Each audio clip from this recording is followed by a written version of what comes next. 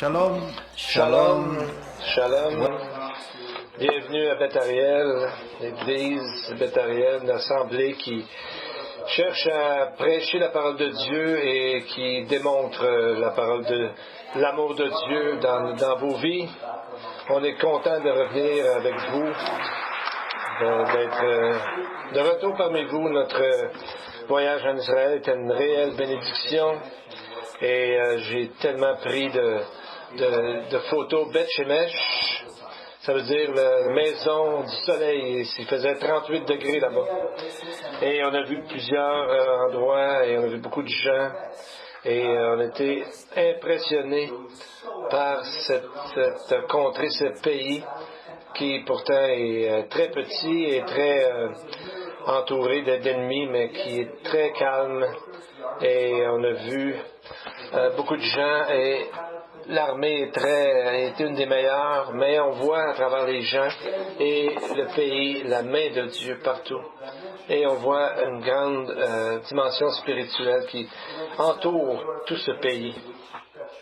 Une des choses qu'on a vues qui a touché mon cœur, qu'on a vu tantôt, Sharon nous a montré, j'ai eu le privilège de tenir ce livre dans mes mains.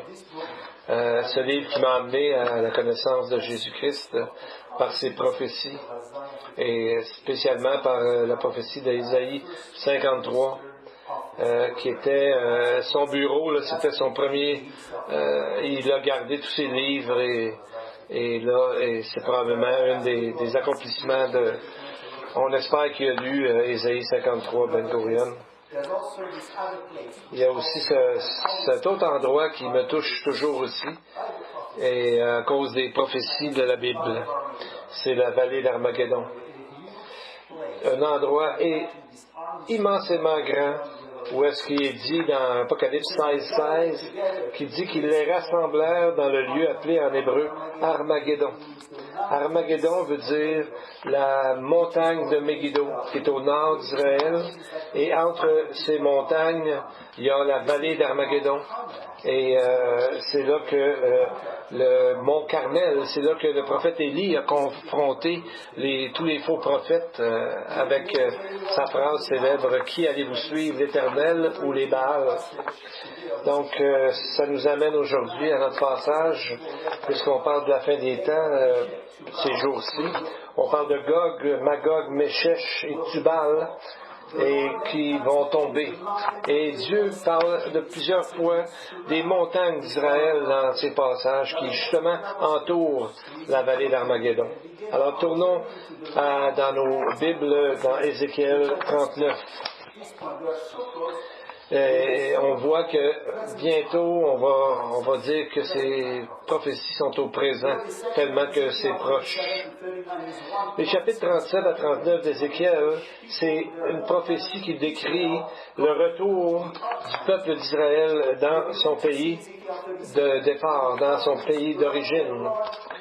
Donc on voit quand dans le chapitre 37, le prophète Ézéchiel voit une vallée d'os séchés et qui est dispersée à travers toute la vallée. Et qu'est-ce que Dieu lui dit? Est-ce que ces eaux pourront revivre? Est-ce qu'ils peuvent revenir ensemble? Ézéchiel savait que ça ne pouvait pas s'arriver, à moins qu'il y ait un miracle. Alors Ézéchiel répond, Seigneur éternel, toi tu le sais. Et la restauration que l'on voit, c'est, même si ça a l'air impossible, c'est progressif. Et une nouvelle nation qui est un miracle en soi, qu'elle revienne après tant d'années loin de son pays. Et on voit dans le texte que c'est progressif. Et c'est encore aujourd'hui progressif. On voit ici les étapes. 3 d'entre ces actions ont été accomplies. La 4e est toujours à venir. Au verset 6 du chapitre 37, « Je vous donnerai des nerfs et croître sur vous de la chair. Je vous couvrirai de peau et mettrai en vous un esprit et vous vivrez. Et vous saurez que je suis l'Éternel. » On voit que tous ces eaux sont dans la vallée de Baca, qui veut dire la vallée de la brisure, si on veut. Et la première chose qu'il leur donne, c'est des tendons, les nerfs. Et ensuite, il donne de la peau par-dessus. Et ensuite, par-dessus ces nerfs-là, il y a la peau elle-même. Et ensuite, l'esprit leur est donné. Et pourtant, on voit que toutes ces actions-là qui se passent dans le chapitre 37, c'est environ 2600 ans après que la diaspora ait commencé. Donc, en soi, c'est un grand miracle. Et ensuite, on voit que on parle qu'il va y avoir un jour un assemblement de ces eaux. Et les gentils qui connaissaient la parole de Dieu et les quelques juifs qui connaissaient la parole de Dieu aussi savaient que sans cet événement-là voulait dire un grand miracle de la part de Dieu quand Israël est revenu dans son pays. Et on voit aussi la voix, qui est un appel de retourner à la maison, de retourner là où ils étaient. Et ensuite, on voit un tremblement de terre très grand. Ensuite, c'est là que depuis 71 ans, Israël est passé à travers 8 guerres majeures. Et à peu près tous les pays alentours étaient contre. Comment ça se fait qu'ils ne sont pas encore anéantis? C'est mathématiquement impossible qu'ils soient encore là, étant donné tout ce qui est arrivé contre eux, mais parce que Dieu les protège. Et c'est la puissance de Dieu qui maintient. Et Dieu continue de les maintenir, parce qu'encore, toutes les nations d'alentour, la plupart sont contre eux. On voit que dans une des illustrations des eaux séchées, c'est que quand tout ça est arrivé, qu'ils se sont assemblés ensemble, Ézéchiel crie et pleure presque, il dit, mais il n'y avait pas en eux d'esprit. Donc, l'esprit est la touche finale où est-ce que Dieu va en faire d'une nation, une nation de sacrificateurs pour lui. Quand est-ce que cela va arriver? Et on voit, c'est dans notre texte, c'est marqué dans le dernier verset du chapitre 39, il dit, et je leur cacherai plus ma face, car je répandrai mon esprit sur la maison d'Israël, dit le Seigneur l'Éternel. Donc on voit ici la prophétie que Dieu dit ce qu'il va faire. Et alors commencera le millénium. La question est, qu'est-ce qui va se passer entre la naissance d'Israël en 1948 et ce moment-là que nous avons? Nous avons les deux chapitres, 38 et 39, et qu'il y aura la guerre immense, la guerre de Gog et de Magog, c'est le sujet de notre texte ce matin. Donc on voit que ça va arriver très bientôt. Et c'est ce que nous allons regarder aujourd'hui. On est tellement proche aujourd'hui que on dirait on peut dire sans l'ombre d'un doute qu'il n'y a jamais eu un temps où on était aussi près de l'accomplissement de cette prophétie-là. Et pourtant, Dieu seul sait exactement quand ça va arriver, mais on est vraiment proche. Donc, ça ne sera pas pour nous, ce moment-là, mais parce que nous, on va déjà être partis dans l'enlèvement, mais c'est là qu'il va arriver la fin où Dieu va arriver et il va établir son royaume. Donc, c'est l'équivalent d'Armageddon. Ce qui va arriver, c'est que ces guerres-là vont se terminer et Jésus lui-même va les arrêter lorsqu'il va arriver dans sa deuxième venue. Lisons ce que Dieu veut nous révéler ce matin, les premiers versets de Ézéchiel 38.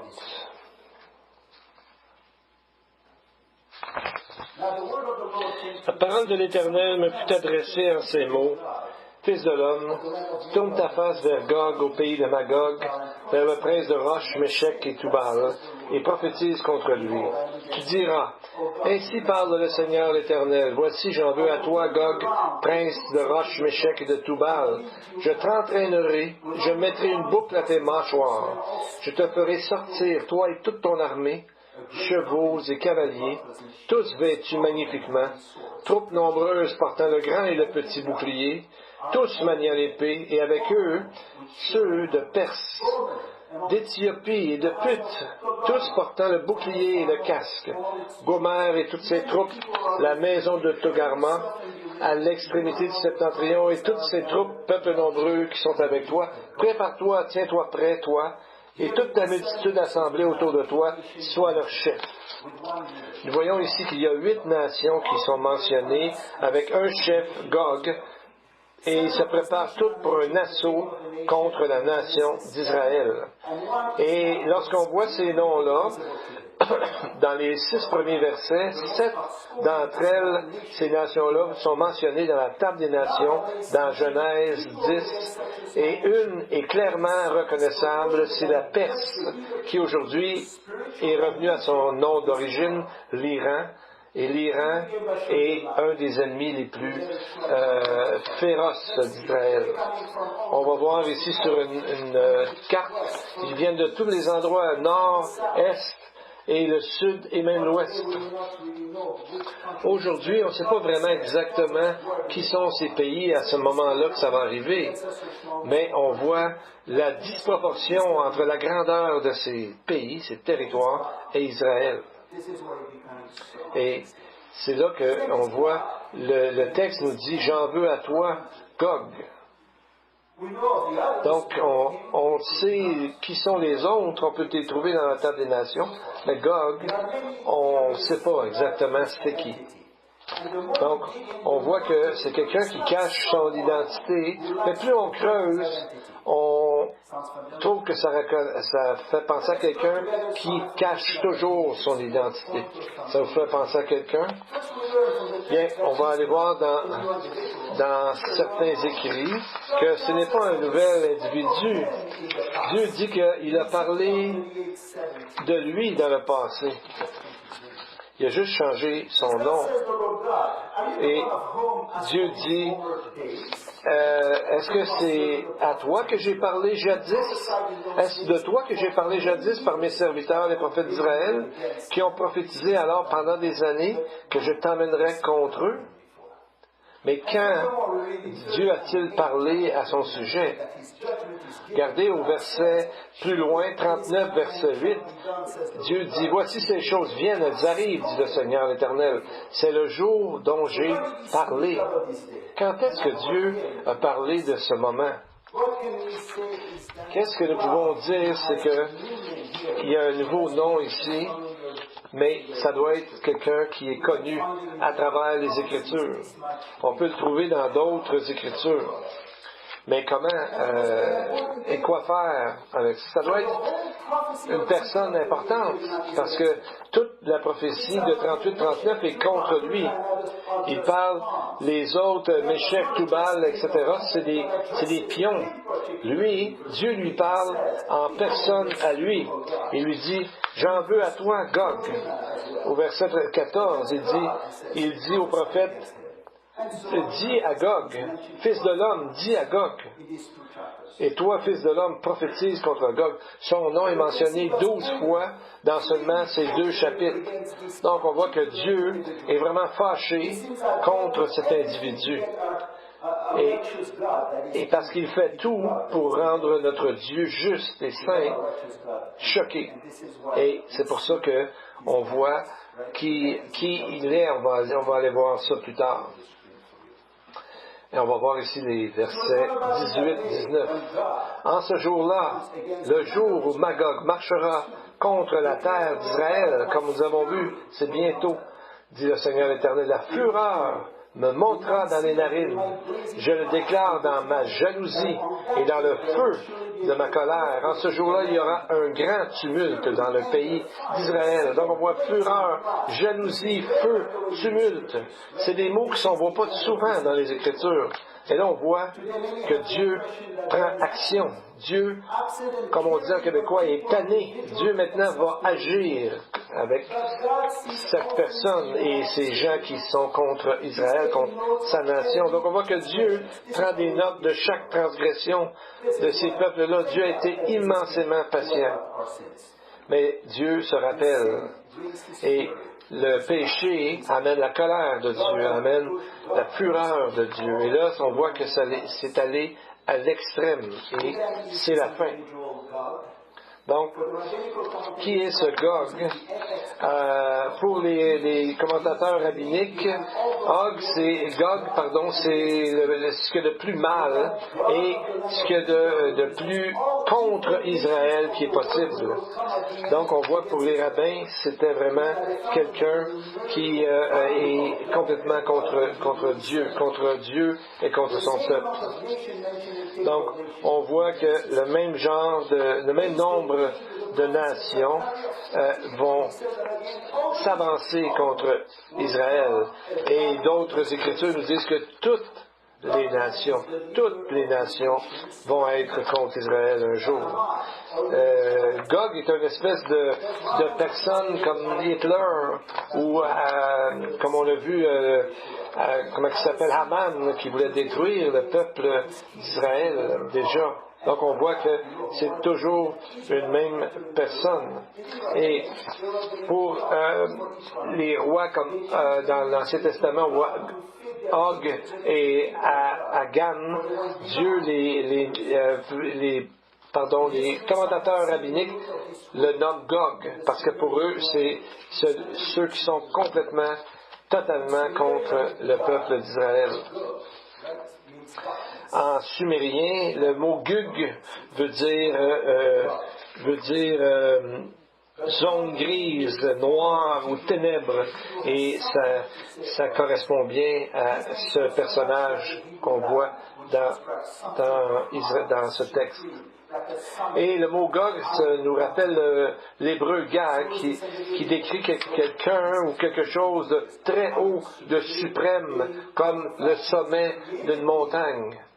Et on voit que pourtant, cette personne-là pense qu'il est un être suprêmement fort, quand en réalité il est méchant et il est ténèbres.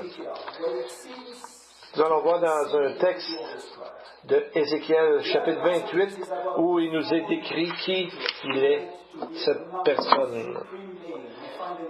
Ézéchiel 28, 14 et 15. Voyez comment il est décrit.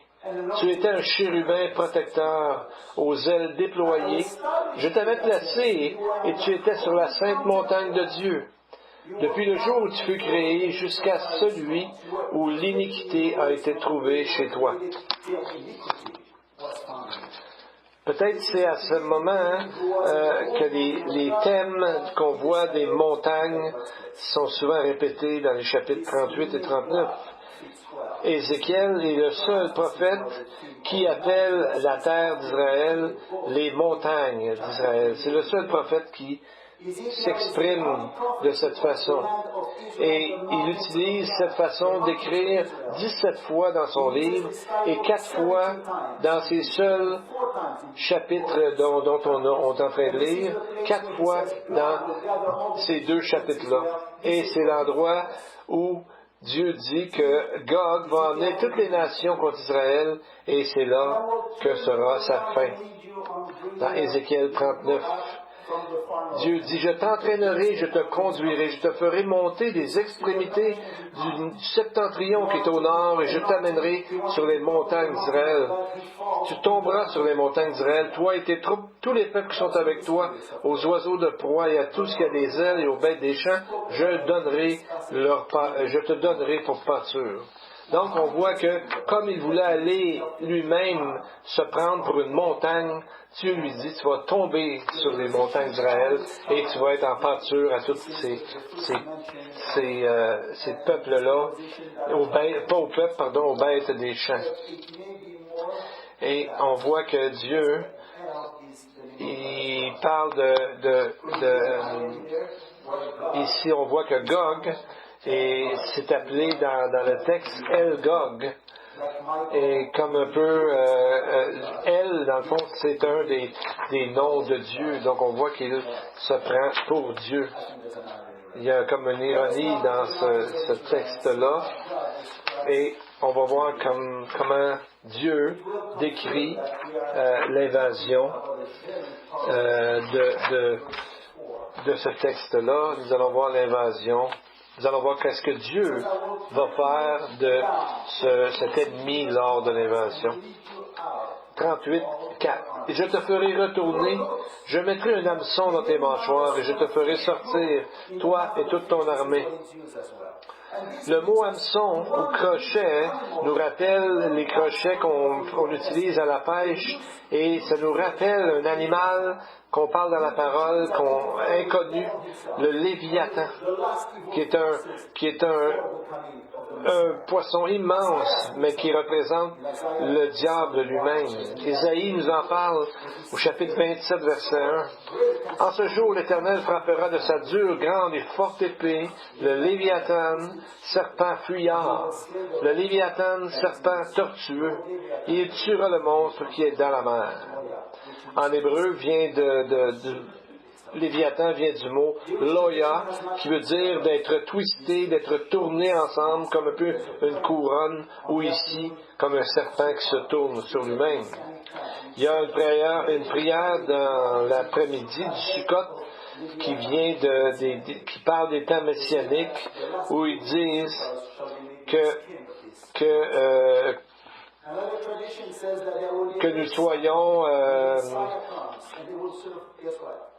que le Léviathan soit comme nous dans une sukkah, dans l'âge messianique. Et il nous dit dans Psaume 74, 14, tu as écrasé la tête du crocodile, tu l'as donné pour nourriture au peuple du désert. On voit que c'est ce qui était dit plus tôt dans le verset aussi, qu'il sera la nourriture au peuple du désert et aux bêtes des champs. Donc on voit que ça ressemble à la chute de Babylone. Pourtant, Babylone n'est pas mentionnée dans la Bible après un certain moment dans l'Ancien Testament, et pourtant il revient dans Apocalypse 17 et 18. C'est que même si la ville n'existe plus, ou la nation de Babylone n'existe plus, l'esprit du mal, l'esprit de Babylone contre Israël existe toujours. Et on voit que Babylone, un peu comme Gog, c'est pas nécessairement un chef en particulier, un nom en particulier, un pays, mais c'est un système de rébellion qui est contre Dieu. Un peu comme dans Jean 14:3, où il est parlé du prince du monde. Dans 2 Corinthiens 4, Paul nous parle du Dieu de ce siècle. Et dans Éphésiens 2, on parle du prince de la puissance de l'air, de l'esprit qui agit maintenant dans le fils de la rébellion. Puis on parle des autorités, des princes de ce monde, etc. Donc, on voit que le mal aime se cacher dans les ténèbres, un peu comme un serpent qui se cache et qui attend pour piquer de son venin. Et pourtant, Dieu sait toutes ces choses, voit toutes ces choses, et il attend le moment pour justement que sa colère puisse s'accomplir. Mais on voit que cette bataille, c'est pas nouveau comme tel. Ça fait longtemps que ça existe, les guerres. Et il y a un site que, ici je vais aller voir sur l'image, le temple, l'endroit qui a été le plus convoité dans l'histoire. Mais maintenant, appartient aux musulmans qui ont mis quelque chose là à la porte, parce qu'il est dit dans la parole que le Messie va arriver par une porte à l'est. Et il nous est dit que Ézéchiel 44 nous dit que la porte de l'est sera fermée jusqu'à ce que le prince revienne. Et on voit ce qu'ils ont mis en avant. Les musulmans, c'est qu'ils ont mis un cimetière musulman afin d'essayer d'empêcher que Jésus puisse revenir par là. Donc, ça c'est une parmi tant d'autres essais de stopper la venue de Christ. Pensez-vous que ça va marcher? Non, jamais. Donc, on voit qu'ils ont mis ce cimetière-là, comme vous voyez sur l'image. Peut-être c'est les mêmes portes que la parole nous dit. Mais qu'est-ce qui est arrivé 40 ans avant que le temple soit détruit? Ces portes-là se sont ouvertes d'elles-mêmes. Donc, ça veut dire, c'est quand ça, à peu près 30 ans après l'an 0, après la naissance de Christ, comme on calcule aujourd'hui, environ, c'est le moment où Jésus est mort et ressuscité. Donc, on voit que Dieu, en plus de sa parole, parle aux gens à travers leurs propres écrits rabbiniques, comme le Talmud, qui nous dit ça aussi, que les portes se sont ouvertes à ce moment-là. Je vous raconte une histoire que j'ai lue. C'est un jeune homme qui a été condamné et il était choqué contre tout le monde, en colère contre tout le monde et même contre sa mère. Mais sa mère est allée devant le juge, a dit, elle a fait un plaidoyer pour son fils, mais le juge a dit, pourquoi tu le laisses pas tranquille? Il n'y a plus rien qu'on peut faire avec lui, il n'y a rien que je peux faire. Sa mère, elle lui a dit, mais c'est parce que je l'aime. Mais c'est parce que je l'aime. C'est la même chose avec Dieu. Dieu est patient, Dieu attend parce qu'il aime. Il aime les gens et il aime encore plus son peuple. Mais en fait, ça fait longtemps que Dieu dit qu'il va revenir. Il aurait dû revenir depuis longtemps. Il aurait dû revenir la semaine dernière. Mais Dieu est patient. Dieu attend afin que le plus grand nombre soit sauvé. Donc on voit l'immensité de l'amour de Dieu. Et même si les ténèbres augmentent et tout augmente, le mal, Dieu est patient, Dieu attend. Dieu, la relation avec sa nation est très importante, tout comme la relation avec les nations qui vont être contre Israël, avec l'Antichrist, sont proches. Mais Dieu est celui qui va prévaloir à la fin. Et c'est marqué aussi qu'ils vont s'entretuer un contre l'autre dans les textes. On voit qu'ils vont s'entretuer et Dieu va créer cette confusion-là pour protéger son peuple. Avant qu'on aille plus loin, on va essayer de trouver à quel moment cette guerre va arriver à peu près. Donc, on va essayer de voir c'est dans les textes quand est-ce que environ, c'est quoi le moment que ça va arriver. Ézéchiel 38, 8. Après bien des jours, tu seras à leur tête. Dans la suite des années, tu marcheras contre le pays dont les habitants, échappés à l'épée, auront été rassemblés d'entre plusieurs peuples, sur les montagnes d'Israël longtemps désertes. Retirés du milieu des peuples, ils seront tous en sécurité dans leur demeure. Il y a plusieurs choses dans ce texte-là. La première chose, c'est qu'on voit dans la suite des années, et dans la suite des années, et ensuite il est dit, donc on voit que ça ne peut pas être le retour d'Israël pendant le moment d'Esdras et de Néhémie, parce que c'est les nations dont on parle, Magog, Méshek, Tubal, puis les autres, n'étaient pas des nations très, très puissantes, à peine connues.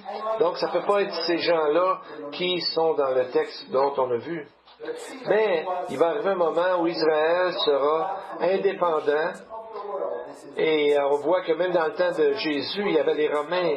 Donc, Israël n'était pas plus libre, n'était pas plus mieux que maintenant. Mais depuis 1948, il y a environ 71 ans, il y a une nouvelle nation. Et depuis ce temps-là, entre les années 1800 et 1948, 650 000 Juifs ont immigré en Israël. Et ensuite, 850 000 sont venus des pays arabes, 15-20% de l'Afrique du Nord, de l'Égypte, du Yémen, et 200 000 viennent d'Iran et de Turquie. Il y en a qui viennent d'Europe, de la Pologne, 106 000, de la Bulgarie, 37 000, et au-dessus de 30 000 de la Hongrie, de la Tchécoslovaquie. Donc on voit qu'aujourd'hui, il y a environ 6 700 000 Juifs en Israël. Pourtant, il y en a encore beaucoup plus dans la diaspora. Donc, quand Israël est revenu dans son pays, ce n'était pas un pays comme on voit aujourd'hui. Il y a un mot qui dit que c'était désolé. C'était un endroit vide. Et on voit qu'aujourd'hui, sur la photo qu'on voit Tel Aviv, c'était pas comme ça. À ce moment-là, c'était une plage. Il n'y avait rien. Il n'y avait rien, des kilomètres de sable. Il n'y avait rien. C'était le mot qui dit en hébreu, korba, ça veut dire vide. Complètement vide.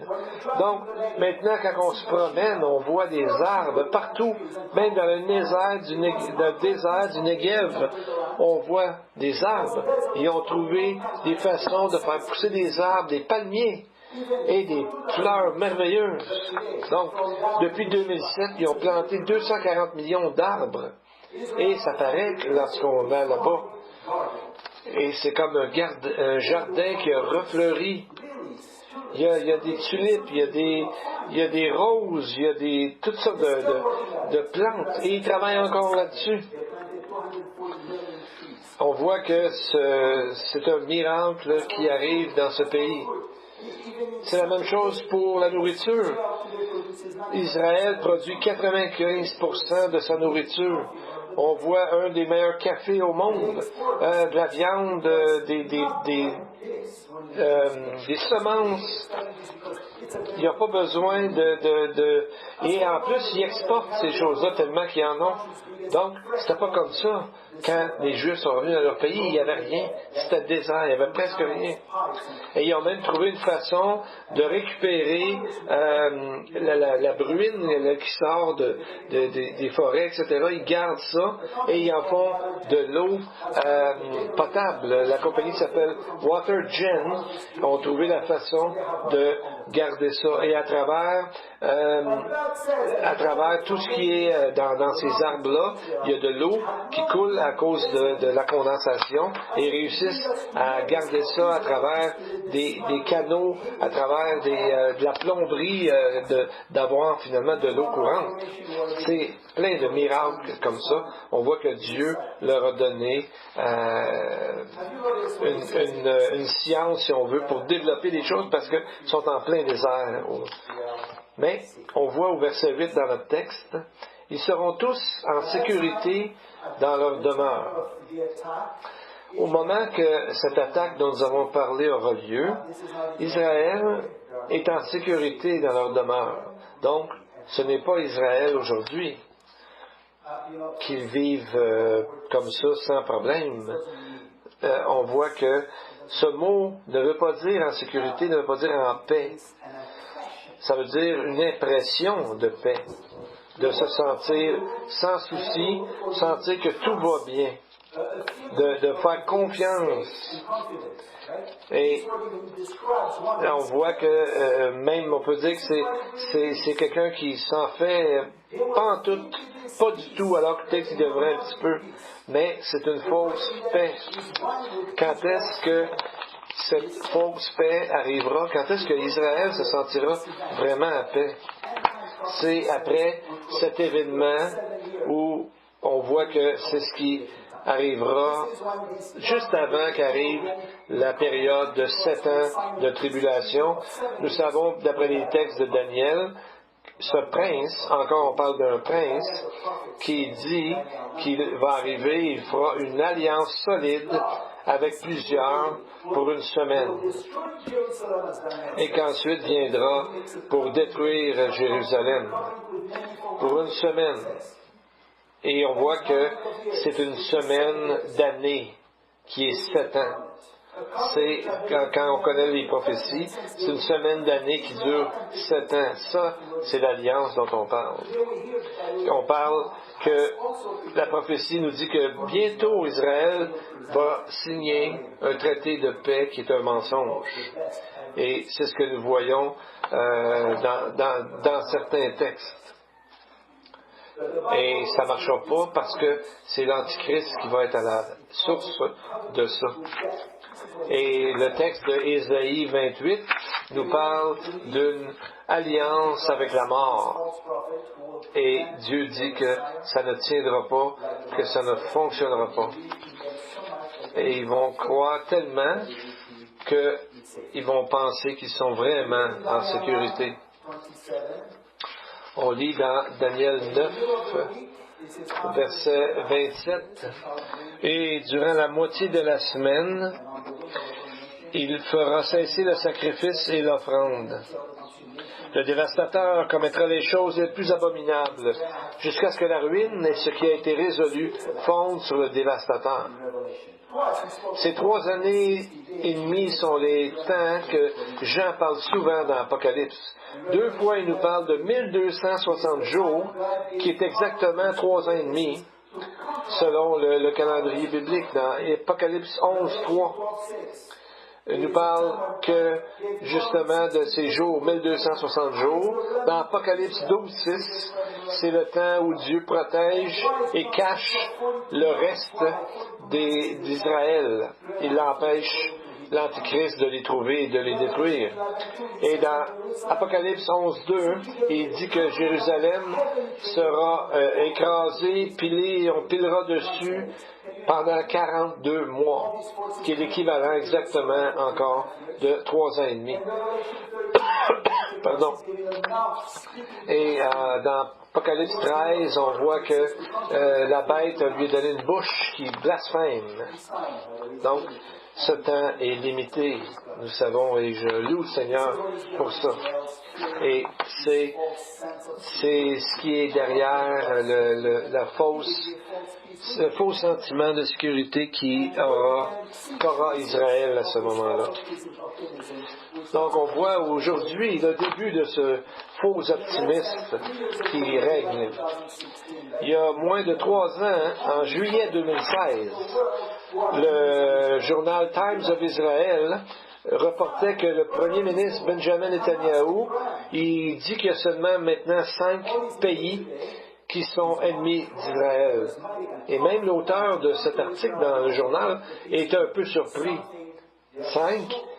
Seulement 5? Mais qu'est-ce qu'on fait du Hezbollah, de Hamas et de l'Iran qui sont contre Israël? Ils ne sont pas là-dedans. Donc, on voit que ce sentiment de sécurité commence à grandir en Israël. Mais, à un moment donné, Jésus a dit que si ces jours n'étaient abrégés, personne ne serait sauvé, mais à cause des élus, ces jours seront abrégés dans Matthieu 24, 22. Et pourtant, la guerre, avant, il y a eu toujours beaucoup de guerres, mais ça n'a jamais été aussi universel que depuis les dernières années, les derniers siècles. En 1914, on dit que c'est à ce moment-là qu'il y a eu la Première Guerre mondiale. Entre 1914 et 1918, et ensuite de 1939 à 1945, on dit qu'à peu près seulement 12 pays qui n'ont pas participé à ces guerres. Et pourtant, plus de 60 millions de personnes sont mortes. Donc, on voit ici un texte intéressant qui dit que Gog va s'avancer comme une tempête. Le mot en hébreu, c'est Ashoah. Ça ressemble à l'Holocauste que les nazis ont fait. Et le Ashoah est pas célébré, mais on se rappelle le moment que les nazis ont tué tant de juifs, et c'est une fête en Israël où il y a un silence vraiment lourd d'histoire et de conséquences. Et donc, qui sont ces nations que nous pouvons aller voir la semaine prochaine? On va en parler plus longuement. Et ce qu'on voit, c'est qu'à travers les âges, il y a plusieurs noms, plusieurs entités, plusieurs noms ont été donnés à ces entités et ça change souvent. Donc, on ne peut pas savoir exactement quelles nations sont exactement. On ne peut pas savoir exactement leur nom, mais nous savons où elles sont. C'est très bien décrit dans la parole. Donc, c'est pas quelque chose de seulement humain, c'est quelque chose de très spirituel à la base, c'est quelque chose de spirituel, une bataille spirituelle qui existe depuis le Jardin d'Éden finalement, qui un jour va se terminer parce que Dieu va gagner cette guerre comme nous l'avons vu. Et on voit que les prophéties vont faire que toutes ces nations vont s'assembler contre Israël. Pas seulement Méchec, Toubal et Roche, mais tous les gens, toutes les nations vont se liguer contre Israël. C'est ce que la parole nous dit. Ça me rappelle quand les soldats sont allés voir la puissance de Dieu. On voit la puissance de Dieu, ça ressemble à quand ils ont voulu arrêter Jésus seul dans le jardin avec ses disciples. Ils ont voulu se prendre tout seul comme ça. Et il y avait plein d'armes avec eux, plein de bâtons. Et Jésus a juste dit, qui cherchez-vous? Je suis. Qu'est-ce qui est arrivé? Bang, ils ont tous tombé à terre. Voyez-vous, fait que si on voit, Jésus a juste dit, je suis, qui est le nom de Dieu. Et c'est Dieu qui protège Israël pour le temps maintenant et dans le futur, parce que Dieu protégera toujours Israël. Donc on voit que cet esprit de Babylone ou des démons et ces pays qui détestent Israël, qui font tout contre Israël, nous savons que derrière, il y a une personne, le diable, qui essaie à toutes les façons de détruire la parole de Dieu, le peuple de Dieu et tout ce qui est de Dieu. Et Dieu dit, je vais magnifier mon nom, je vais sanctifier mon nom, je montrerai mon nom à tout le monde. Donc on voit les trois, je ferai ceci, je magnifierai mon nom, ma présence, et on voit la Trinité ici, parce que Dieu, enfin, sera sanctifié, Dieu sera magnifié, Dieu sera adoré, Dieu sera présent, tout le monde le verra, et toute langue confessera, et tout genou fléchira, et Dieu sera magnifié et sanctifié. C'est ce qu'on a vu tantôt, le Kaddish, qui est une prière, que son nom soit magnifié et sanctifié à travers le monde, qu'il a créé selon sa volonté. Je vais finir par une illustration du philosophe Aesop, qui en fait a vécu dans le temps d'Ézéchiel. C'est un loup et un berger. Le loup est arrivé et il s'approchait des brebis, mais à chaque fois, le loup faisait rien. Il faisait aucun mal aux brebis. Et tranquillement s'approchait. Et un jour, le loup a dit au berger qu'il devrait relaxer et prendre une pause et lui laisser la place de vérifier, comme son cousin, le chien qui est capable de prendre soin des brebis. Mais aussitôt qu'il est parti, le loup a eu tout un repas très copieux, aussitôt que le berger est parti. De la même façon, nous devons faire attention aux loups, aux diables qui rôdent autour de nous, de ne pas se laisser endormir par lui. Et c'est ce que Paul nous dit. et que les principalités, les dominations, Dieu les connaît, Dieu sait où elles sont et Dieu va s'en occuper. Nous devons veiller et nous tenir près du Seigneur afin que le diable qui rôde autour de nous ne puisse pas avoir d'emprise sur nous. Dieu connaît ces pays-là, même si on ne sait pas tous les noms, Dieu sait exactement, il nous dit où elles sont et s'en occupera. Amen. Donc, prions. Je vais vous dire la prière du Kaddish. May his great name be magnified and sanctified in the world, which he created according to his will. May his kingdom rule and redemption take seat. May he lead his Messiah into your path that is, during your days, and through the life of the whole house of Israel, doing so quickly and soon. May he be blessed, praised, made known, exalted, elevated, and honored. And may the blessed name of the Holy One be above all blessings and hymns, praises, and consolation that are given in the world. May it bring for us heaven, great peace, help, redemption, abundance, life, fullness, health, consolation, freedom, healing for you, for us, and for the whole body of the Messiah, and to life and peace. And we say amen. And may the Lord bless you and keep you. The Lord make his face shine upon you and be gracious to you. The Lord lift up his countenance upon you and give you peace. Amen. Amen. May the Lord bless you all.